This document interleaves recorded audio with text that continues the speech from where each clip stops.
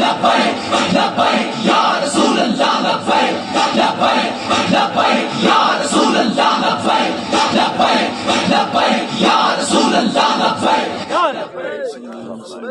رسوله الكريم أما بعد فأعوذ بالله من الشيطان الرجيم بسم الله الرحمن الرحيم إن الذين يعادون الله ورسوله أولئك في الأذلين صدق الله العظيم وصدق رسوله النبي الكريم إن الله وملائكته يصلون على النبي يا أيها الذين آمنوا صلوا عليه وسلموا تسليما الصلاة والسلام عليك يا سيدي يا رسول الله وعلى آلك وأصحابك يا حبيب الله الصلاة والسلام عليك يا سيدي يا رسول الله وعلى آلك وأصحابك يا حبيب الله الصلاة والسلام عليك يا سيدي يا رسول الله وعلى آلك وأصحابك يا خاتم النبيين۔ آپ تمام احباب حضور علیہ السلام کے غلام تشریف فرما ہیں، تو حضور علیہ السلام کے سارے غلام بیٹھے ہیں جی ماشاءاللہ۔ تو اس لیے ہمارا تن من دھن، ہماری جان، ہمارا مال و متاع، جمع پونجی اور ایک ایک سانس اگر یہ ہے تو جناب حضرت محمد مصطفیٰ صلی اللہ علیہ وسلم، اس میں کوئی دوسری رائے نہیں ہے۔ اور آپ لوگوں سے بس اتنی گزارش ہے کہ لوگوں کو دنیا داروں کمینوں کی غلامی پہ فخر ہے، ہمیں جناب حضرت محمد مصطفیٰ کی غلامی پہ فخر ہے۔ تو ہم لوگوں نے انشاءاللہ دین کا کام کرنا ہے۔ دین کے کام کرتے ہوئے آپ نے شرمانا نہیں ہے۔ ابھی مفتی صاحب نے بڑا بہترین بیان کیا، اور اس کے باوجود بیان کے اندر انہوں نے 2 4 5 خطبہ یہ آپ سے اصرار کیا کہ آپ لوگوں میں سے کچھ لوگ ہیں اور آپ لوگوں نے جیسا نعرہ لگانا چاہیے ویسے بھی تک آپ نے نعرہ لگایا نہیں ہے، تو کتنا بدقسمت ہے وہ انسان۔ آج دین کا کام کرتے ہوئے ہمیں شرمندگی کیوں ہے؟ سنیں جی، ایک مسلمانوں کی طرف سے نا ایک وفد بھیجا گیا، اور جس میں صحابہ کرام موجود تھے، اور سامنے دنیا کے بڑے بڑے جرنیل، بڑے بڑے سفیر، بڑے بڑے بادشاہ سامنے بیٹھے۔ اس طرح مذاکرات ہو رہے، جب مذاکرات مک گئے نا جی، تو درمیان میں بچھا دیا گیا شاہی دسترخوان، کھانے دا بریک ہویا۔ اب شاہی دسترخوان ہوتے نا کئی قسم کے کھانے سجا دیتے گئے، بادشاہوں کا کھانا تھا اور 100 قسم کے کھانے۔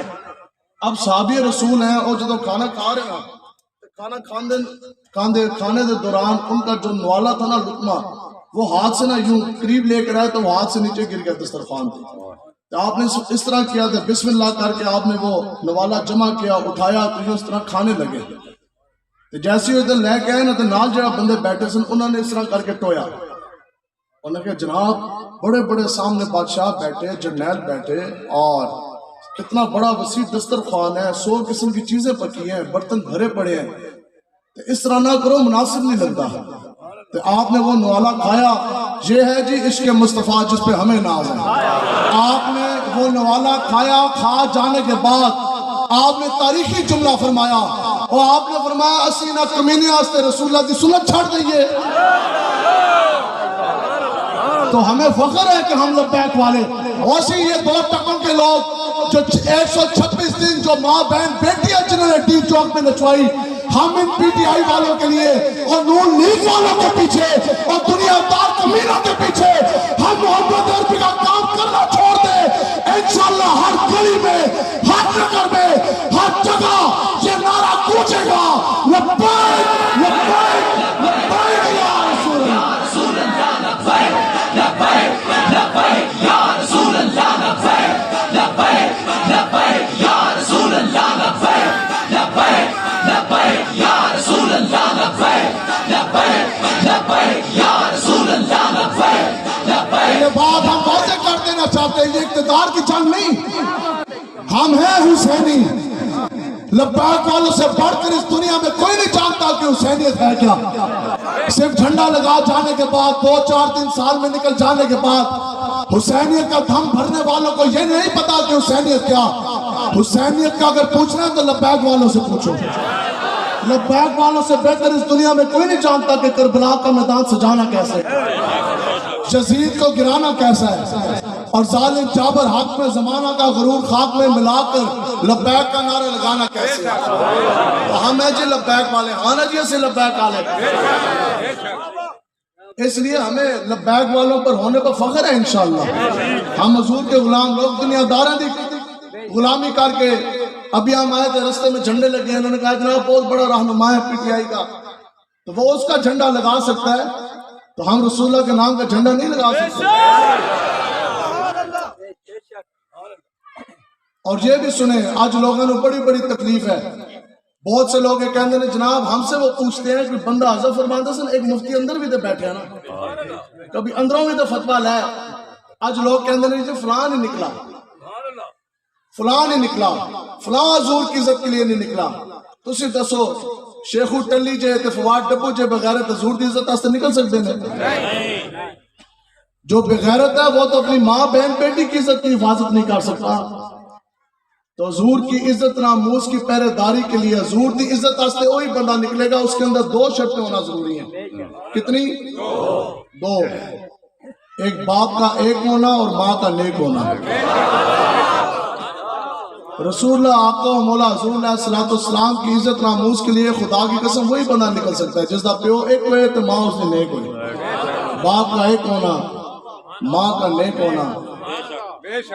اب یہ وہ نیک مائی ہے حضرت داتا علیہ جویری صاحب رحمۃ اللہ تعالیٰ علیہ، آپ واضح و نصیحت فرما رہے اپنے مریدان میں اس طرح کہ آپ نے فرمایا کہ جو کچھ بھی ہے بس تہجد دی پابندی کرنی ہے، نماز تہجد قضا نہیں کرنی، تو نال تسی نہ تحدیث نامت توڑ دے، تسی فرمایا کہ الحمدللہ اللہ کا فضل ہے کہ میری آج تک نماز تہجد قضا نہیں ہوئی۔ تو تسی ایک گل فرما کے جب واپس لوٹے نا حجرے کی طرف، تو آگے آپ کی والدہ ماجدہ کھڑی تھی، تو انہوں نے فرمایا کہ بیٹا مجھے یہ معلوم ہے کہ اللہ تبارک و تعالیٰ نے تجھے بہت بڑے ولایت کے مقام پر فائز کیا، تو داتا علی اجویری یہ بھی مجھے معلوم ہے، اور تیرے دن اور رات میری آنکھوں کے سامنے میں اس چیز کی گواہ ہوں کہ میرے بیٹے کی آج تک رات کو نماز تہجد کبھی قضا نہیں ہوئی، لیکن اتنا سا کردار میرا بھی ضرور ہے۔ آپ نے فرمایا کہ سرد راتوں میں جب تم دودھ پیتے تھے نا، تو رات آدھی رات کو بھی سرد راتوں میں اگر تم نے مجھ سے دودھ مانگا تو پہلے میں نے گرم بسترا چھوڑا، پھر میں نے وضو کیا، پھر بسم اللہ کر کے میں نے تمہیں دودھ پلایا۔ اب جو ڈی چوک میں 126 دن لڑکی ناچے، وہ شیخو جیسا ڈبو جیسا تو بندہ پیدا کر سکتی ہے، داتا علی اجویری جیسا وہ غلام نہیں پیدا کر سکتی، وہ حضرت خالد بن ولید کا غلام بھی نہیں پیدا کر سکتی۔ تو آج بھی وہ عورتیں، وہ نیک مائیں موجود ہیں جو ایسے لبیک جیسے شیر پیدا کر رہی ہیں، اور قیامت تک حسین کے خادم بھی اگر پیدا کریں گی تو ایسے نیک مائیں پیدا کریں گی۔ اور ادھر بھی میں آپ کو ایک دلیل دیتا جاؤں کہ خیبر کے موقع پر جدو کافران دی فوج تو نکلے نا، بہت بڑا دنیا کا اس وقت کا پہلوان، بہت بڑا بدماش، تو اس نے باہر نکل کے مسلمانوں کو للکارا، اس نے کہا لوگوں سنو میرا نام مرحب ہے، اور کہنے لگیا کہ میں دنیا کا سب سے زیادہ بڑا پہلوان، اور میرا اتنا زور بازو ہے کہ میں اکیلا 1000 بندوں کو گرا سکتا ہوں۔ تو کہنے لگا کہ ہے تم میں سے کوئی ایسا جو میرا مقابلہ کر سکے؟ تو پھر مسلمانوں کی صفوں سے نا آقا و مولا نے حیدر قرار مولا کائنات حضرت علی کو روانہ کیا۔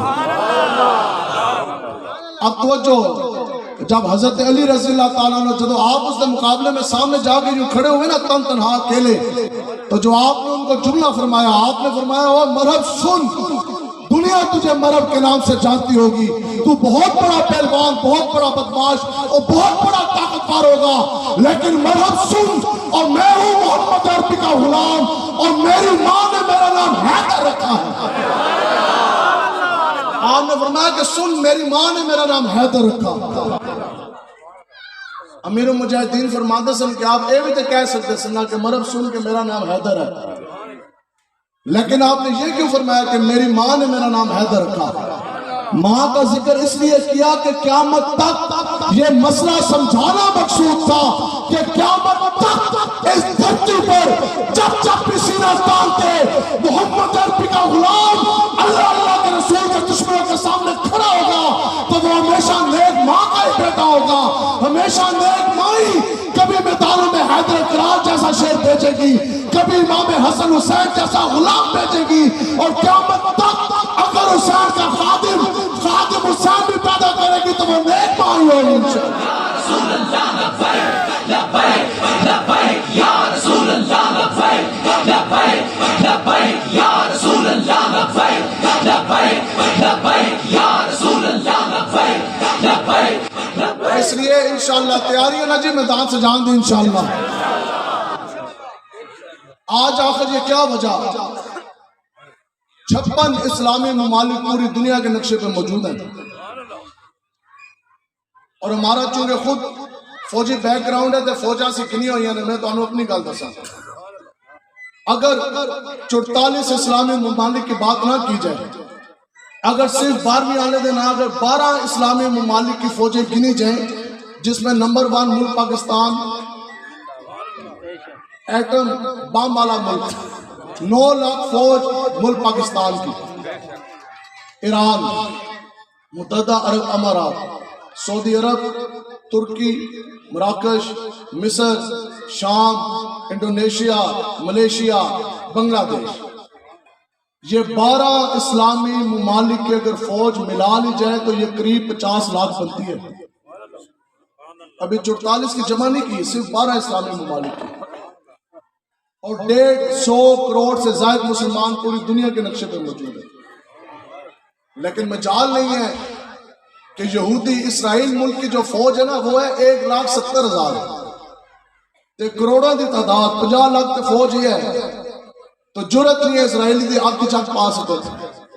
اتنی فوج کا ہم نے کیا کرنا, ابھی تک لاکھوں کی فوج ہے مسلمانوں کے پاس, لیکن 2.25 لاکھ فوج ہے یہودیوں کے پاس, تو ان کے شکنجے سے یہ ابھی تک قبلہ اول کو نہیں لے سکے.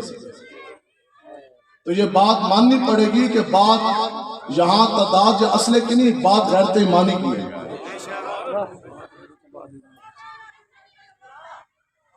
تو اگر آپ یہ چاہتے ہیں کہ نظام مصطفیٰ کا نفاذ ہو, اور ملک پاکستان کی نہیں پوری دنیا کی جماعتیں اس گل سے متفق نے کہ اگر ملک پاکستان میں کوئی جماعت برسر اقتدار آنے کے بعد اگر وہ تخت پر محمد عربی کا دین لائے گی تو وہ دوسری کوئی جماعت نہیں, خدا کی قسم وہ یہ لبیک والے ہیں.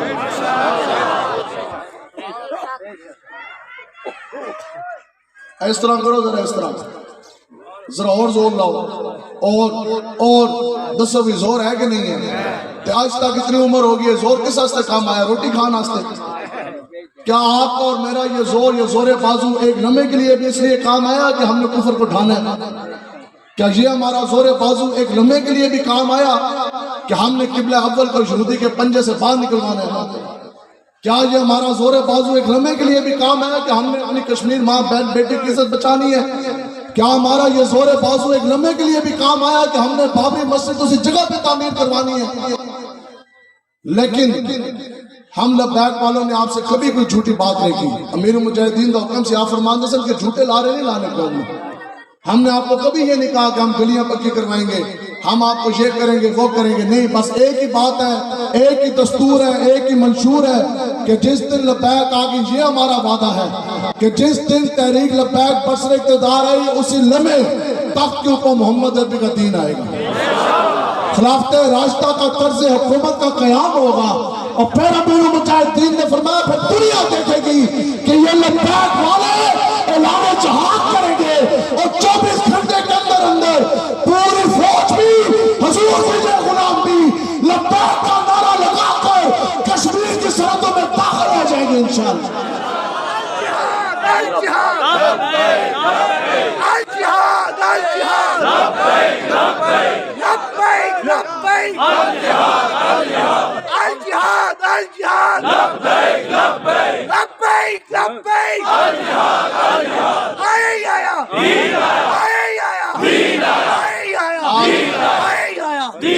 جس طرف یہ آپ کو لے کے جا رہے ہیں یہ کفریہ نظام کی ایک نشانی ہے. یہ آپ کے رگوں سے خون بھی نچوڑ لے گا سارا. دسو بھی ہر بندہ لکھوں روپے ٹیکس نہیں دے رہا, اور علماء کرام کثیر تعداد میں تشریف فرمائے. میں آپ کو بتاتا ہوں, sale tax, G S T, income tax, toll tax, جتنے ٹیکس نے یہ سب بدماشی ہے. شریعت میں دین اسلام میں خدا کی قسم کسی ایک ٹیکس کا کوئی شریع وجود نہیں ہے. یہ کون سی بدماشی ہے کہ ظلمن جو حاکم زمانہ ہے, جو وقت کی حکومت ہے, جس بندے کے گھر کے اندر کھانے کے لیے دانا نہیں اس کو بھی کے اندر ٹیکس دے دی. آج اسلام آپ سے کبھی بھی لاکھوں کروڑوں روپے کے 10 قسم کے ٹیکس نہیں لیتا, اسلام لیتا 2.5%. آج لاکھوں کروڑوں کے ٹیکس دے کے بھی بدلے میں کیا ملا؟ بھوک, مفلسی, افلاس, فاقہ, غربت, بے روزگاری. اسلام اتنے زیادہ لاکھوں کروڑوں روپے لوگوں کا خون نہیں نچوڑتا. اسلام لیتا 2.5% زکوٰۃ, اور وہ بھی اس سے لیتا ہے جو صاحب نصاب ہو. تو لے جانے کے بعد پھر اسلام دیتا کیا ہے؟ یہاں تو ملک پاکستان سے 4 صوبے نا, تو حضرت عمر بن عبدالعزیز آپ کے اندر 8 صوبے تھے. تو 2.5% جب زکوٰۃ جمع ہوئی, وہ مال اس طرح انہوں نے جمع کیا. جمع کر جانے کے بعد 8 صوبوں میں وہ پیسے پھرے. پوری رایا میں, پوری سرزمین میں, پورے ملک میں ایک بندہ بھی باقی ایسا نہ بچا جو زکوٰۃ لینے والا ہو. تو پیسے آگے واپس. مشیرہ نے کیا جناب اب جو پیسے بچ گئے انہوں نے کیا کریے؟ آپ نے فرمایا یہ پیسہ لے جاؤ اور رایا میں جتنے بھی لوگ مقروض ہیں نا, جو قرض والے ہیں, ان سب کا قرض حکومتی فنڈ سے ادا کر دیا جائے. یہ ہے وہ دین مصطفیٰ جس کے لیے ہم آپ کو اذان دے رہے ہیں. پھر سارا کا قرض ادا کر دیتا گیا, پیسے پھر بھی بچ گئے.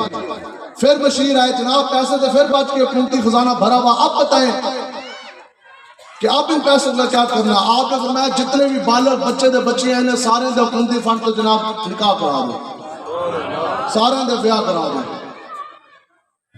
یہ جناب FATF کی غلامی, کبھی یہود کی غلامی, کبھی ہنود کی غلامی, کبھی نصرانیوں کے طلبوں میں بیٹھنا, غلامیاں کر کے تے علت ایک وجہ ہے بھی بیان کر دینے جناب یہ ہم اس لیے کر رہے ہیں کہ ہم نے سبز پاسپورٹ کو عزت دینی ہے.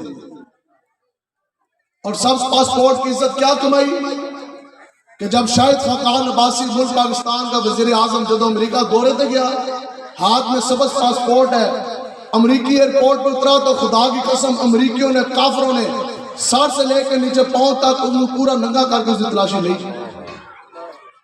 لیکن تیرے در سے یار جو پھرتے ہیں پھر در بدر یوں خاک ہیں.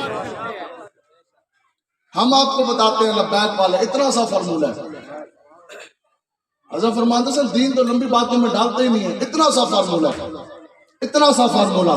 ہم لبیک والے آپ کو بتاتے ہیں کہ سبز پاسپورٹ عزت تب حاصل کرے گا جب سبز گنبد والے کی عزت کو پہرا دیا جائے گا.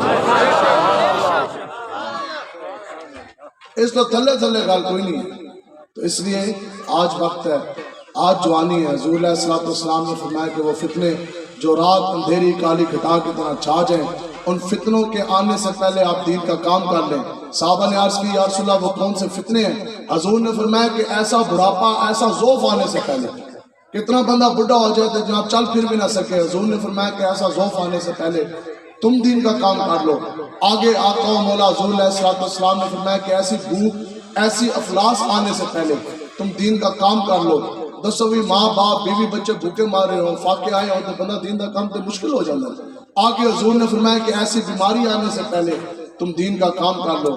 اور ایک بوتل ادھر لگی ہوئے, 2 بوتلیں خون دی ادھر لگی ہوں, پھر تو اسے دین کا کام نہیں کر سکتے نا. تو آج لے ان کی پناہ اور آج مدد مانگ ان سے, پھر نہ مان لیں گے قیامت میں اگر اب مان گیا. تو ہم جن کی غلامی کی طرف آپ کو بلا رہے, آقا و مولا حضور علیہ السلام کی تو شان ہی ایسی ہے کہ حضرت انس بن مالک رضی اللہ تعالیٰ عنہ آپ فرماتے ہیں کہ آپ حضور علیہ السلام کے خادم خاص ہیں. 10 سال براہ راست آقا و مولا کی خدمت کی, اور آپ سے روایت ہے جی سنو جن مالک کو مختار کے نظام کی ہم آپ کو بات کر رہے ہیں. آپ فرماتے ہیں کہ خدا کی قسم آقا و مولا کا رنگ مبارک اتنا چمکدار, اتنا روشن, ایسا شاندار تھا کہ بندہ اس کو بیان بھی نہیں کر سکتا. آگے آپ فرماتے ہیں کہ جب میں نے دیکھا اگر آقا و مولا حضور علیہ السلام کو پسینہ آیا تو آپ کا پسینہ مبارک شریف وہ ایسا تھا کہ جیسے چمکتے موتی ہوتے ہیں. آگے آپ فرماتے ہیں کہ پھر میں نے دنیا میں کوئی ایسا نرم یا کوئی ایسا چھوٹا باریک یا ایسا کوئی موٹا ریشم نہیں دیکھا جو حضور علیہ السلام کی کلائی مبارک, ہتھیلی مبارک سے زیادہ نرم ہو. آگے آپ فرماتے ہیں کہ پھر میں نے دنیا میں کوئی ایسے خوشبو، کوئی ایسی کستوری، کوئی ایسی عنبر نہیں پائی جو آقا و مولا کے بدن مبارک کی خوشبو مصطفیٰ سے زیادہ پیاری۔ حضرت جابر رضی اللہ تعالیٰ عنہ فرماندے نے کہ جدوں بھی ساڑا دل ہوندہ سی نا آقا و مولا کی زیارت کرنے کا، آپ فرماتے ہیں جب ہم گھر سے نکلتے تھے صحابہ نے کبھی کسی سے یہ نہیں پوچھا کہ ہم نے آقا و مولا کی زیارت کرنی ہے، بتاؤ کہ حضور کدھر جلوہ گر ہے۔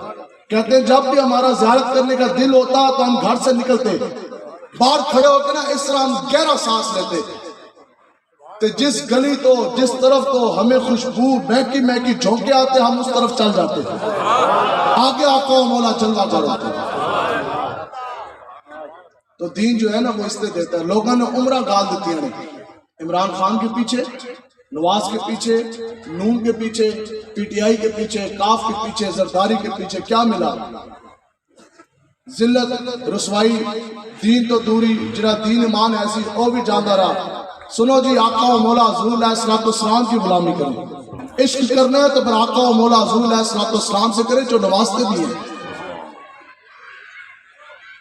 حضرت عبداللہ، بس جہاں میں بات ختم کرتا ہوں، اذان کا وقت قریب ہے۔ حضرت عبداللہ ابن مسعود رضی اللہ تعالیٰ عنہ، آپ کی ایسی شان ہے کہ حضور علیہ السلام نے فرمایا کہ یہ میرا غلام یہ ایسا فقیہ ہے، آپ اتنے بڑے فقیہ سن کہ یعنی قرآن و حدیث سے کوئی بھی مسئلہ آپ نے استدلال کیا نا کہ مسئلہ کٹیا، حضور نے فرمایا کہ یہ عبداللہ ابن مسعود یہ میرا وہ غلام ہے، یہ ایسا فقیہ ہے کہ جس مسئلے کے اوپر یہ راضی ہوا اس مسئلے کے اوپر مجھ محمد عربی کا رب بھی راضی ہو گیا۔ اتنے بڑے آپ شیخ القرآن، اتنے بڑے آپ شیخ الحدیث، لیکن سب کچھ پا جانے کے بعد، سب کچھ ہو جانے کے بعد آپ نے یہ تو نہ ناز کیا، نہ اس پہ فخر کیا کہ مجھے تو اللہ تعالیٰ نے اتنا علم عطا کیا، حضور نے ایسی شانوں سے نوازا۔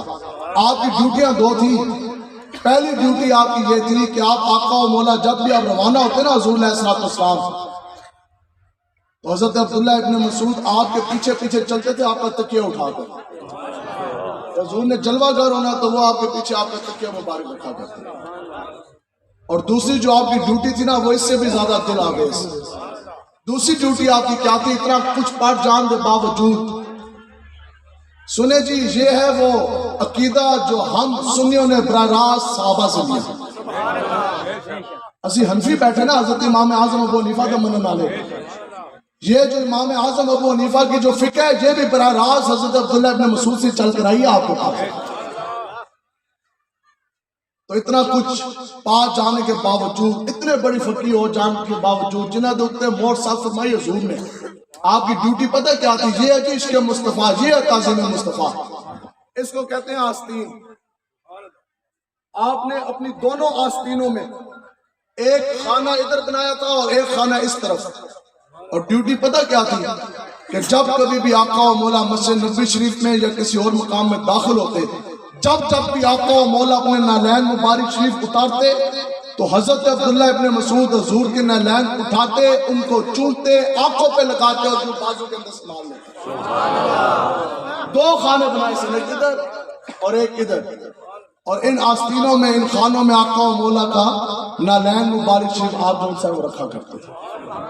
اب جب حضور کے ساتھ عشق کیا، جب حضور کی نوکری کی، تو پھر حضور نے کیسا نوازا کہ آپ ایک باری نا اس طرح درخت ہوتے چڑھے اور نیچے بیٹھے تھے کچھ صحابہ، انہوں نے جب دیکھا تو حضرت عبداللہ ابن مسعود نا جسمانی لحاظ سے جو آپ کا قد تھا وہ ذرا چھوٹا تھا، تو آپ جو درخت ہوتے چڑھے نا اس طرح، تو کسی صحابی نے جب آپ کا دیکھا تو نیچے سے آپ کا جو کپڑا اٹھ گیا، پنڈلی ہوتی ہے نا لات تھلے والا حصہ، یہاں سے جب کپڑا اٹھا تو آپ کی پنڈلیاں اس طرح چھوٹی چھوٹی تھی، تو کسی صحابی رسول نے دیکھا تو دیکھ کے ہنس پڑے۔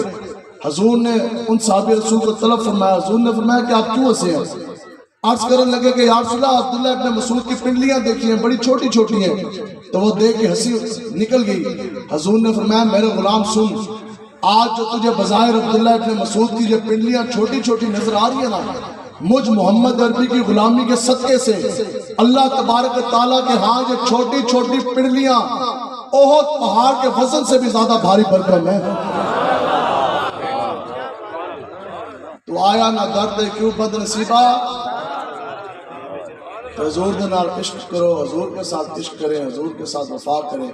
آج 150 کروڑ سے زائد مسلمان دنیا کے نقشے پہ موجود ہیں، لیکن دکھ کی بات 1.5 فٹ بھی پوری دنیا کے اوپر ایسا زمین کا ٹکڑا نہیں ہے جس کے اوپر نظام مصطفیٰ کا نفاذ ہو۔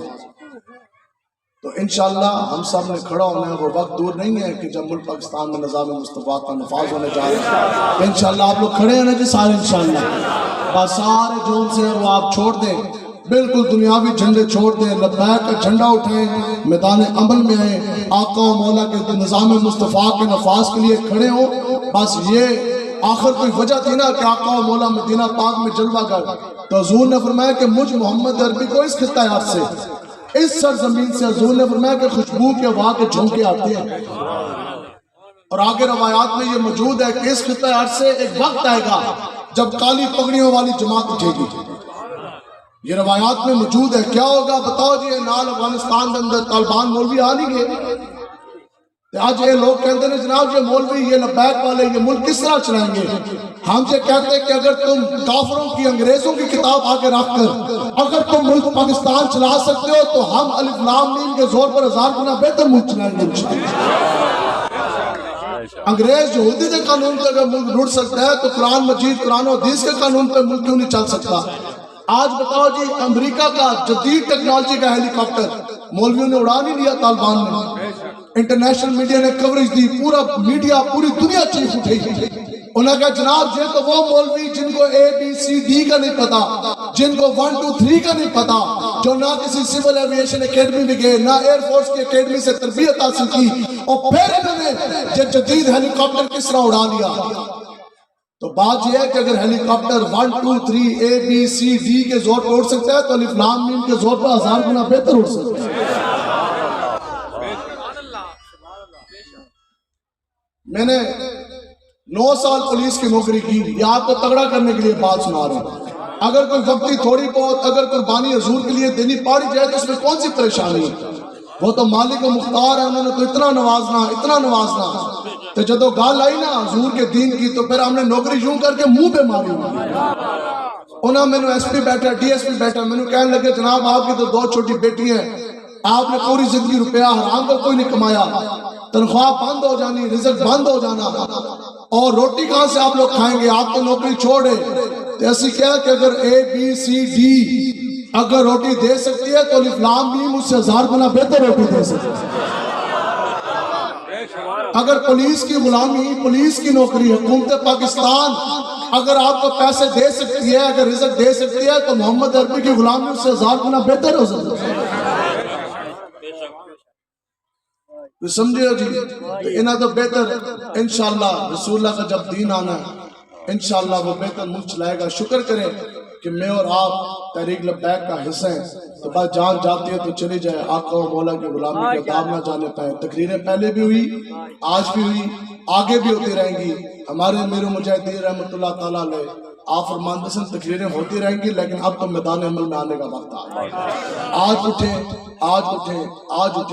آج وقت ہے، یہ نہ ہو کہ یہ وقت چلا جائے تو پھر بہت وقت لگ جانا، پھر صدیوں بعد کے یہ موقع ملنا۔ آج امت جو سی ہے وہ بیدار ہو چکی ہے، لوگ کھڑے ہو چکے ہیں، لبیک پورے آب و تاب کے ساتھ سینہ تھام کے کھڑی ہے۔ اگر قریب جو ہے وہ 1.5 سال رہ گیا الیکشن میں، اگر 1.5 سال کی محنت سے، میں اور آپ کی محنت سے 1.5 سال کے بعد اگر ملک پاکستان میں نظام مصطفیٰ کی بہاریں آ جاتی ہیں، اگر یہ کفریہ نظام گر جاتا ہے تو بتاؤ یہ سودا مہنگا تو کوئی نہیں ہے نا جی۔ تو انشاءاللہ ہم نے محنت کرنی ہے، وعدہ ہے نا جی، محنت کریں گے نا جی انشاءاللہ، بس محنت کرنی ہے اور حضور کا دین ہم نے تخت پر لے کر آنا ہے۔ بس اللہ تعالیٰ سے دعا ہے کہ جتنے بھی آپ حضور کے غلام، جتنی بھی نیک ارادے، نیک خواہشات آپ سینوں میں رکھ کر لے کر آئے، اللہ تبارک و تعالیٰ حضور کا واسطہ، حضور کے صدقے وہ بھی پوریاں فرمائے۔ اللہ تعالیٰ ہمارے سینے عشق مصطفیٰ سے بھر دے، مرتے دم تک، آخری دم تک رسول اللہ کا دین کا وفادار رکھے۔ لبیک لبیک لبیک لبیک لبیک یا رسول اللہ۔